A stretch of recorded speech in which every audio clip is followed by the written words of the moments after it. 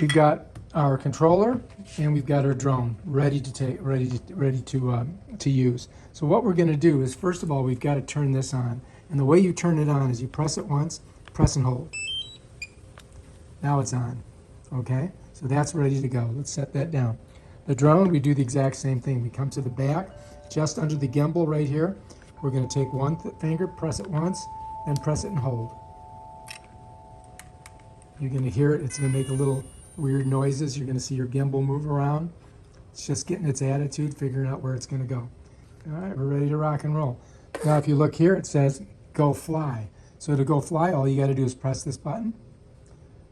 And now you can see that the drone itself, if I point it this way, let's see if I can see myself. You can see me in the drone. So there I am. Look at me, Mr. Drone Man. All right, so I'm using this iPhone 10. Let's see if we can go ahead and start it with this. So what I'm going to do is I'm going to bring the drone, and what you want to do is when you're going to take off, you want the back of the drone facing you. Okay, you want it back of the drone facing you, and sometimes it takes a while for it to take off. So we're going to move over here, so we got some room right there. Okay, now we're going to see if we can go ahead and get this thing to take off. Now, usually to make it take off, I pull both of these back towards the middle. Let's see if that works. There we go. Take off. So now we did it. So you just pull them back like that.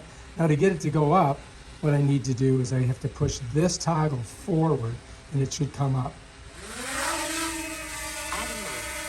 There we go. We're up. If you like this video, subscribe to my channel and check out my other videos where I show you how to do stuff with your DJI Mini 2.